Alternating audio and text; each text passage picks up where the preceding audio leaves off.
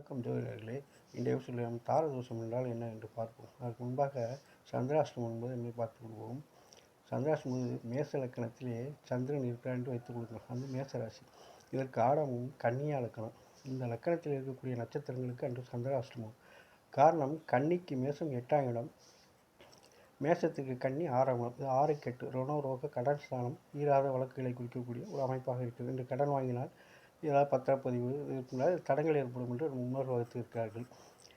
சரி, இப்போ தாரதோஷம் என்றால் என்ன? கடகலக்கணத்தை வைத்துக்கொள்வோம். இந்த கடகலக்கணத்திற்கு 7ஆம் இடமாக மகரம் வருகிறது. இந்த வீட்டுக்கு ஆட்சியாளர் சனீஸ்வர பகவான். இவர் 3, 7, 10 பார்வையுடையவர். இந்த பார்க்கும் இடங்களில் எதுவும் கிரகம் இருந்தால் அது தாரமாக அமைந்துவிடும். உதாரணமாக மீனத்தில் ஒரு கிரகம் இருக்குதுன்னு வைத்துக் கொள்ளுங்கள். அப்போது கடகத்தில் ஒரு கிரகம் இருக்குது என்று வைத்துக் கொள்ளுங்கள். துலாத்தில் ஒரு கிரகம் இருக்குதுங்கள். இப்போது 3 இடங்களிலுமே பார்வையிலே 3 கிரகங்கள் இருக்கிறது. சனீஸ்வரனை சேர்த்து 4 கிரகம் அமைப்பது. அப்போ 4 தாரங்கள் அமைந்துவிடும்.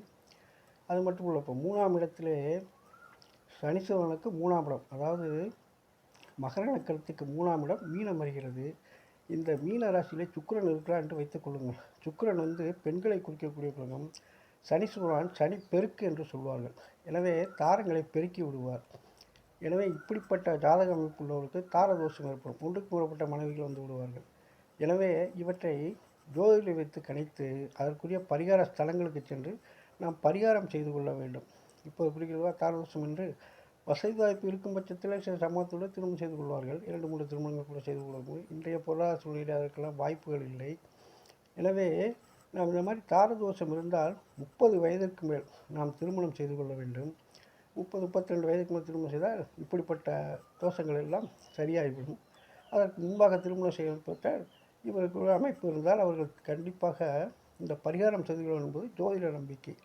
எனவே சனியும் சுக்கிரனும் பார்த்தால் தாரதோஷமாகிவிடும்.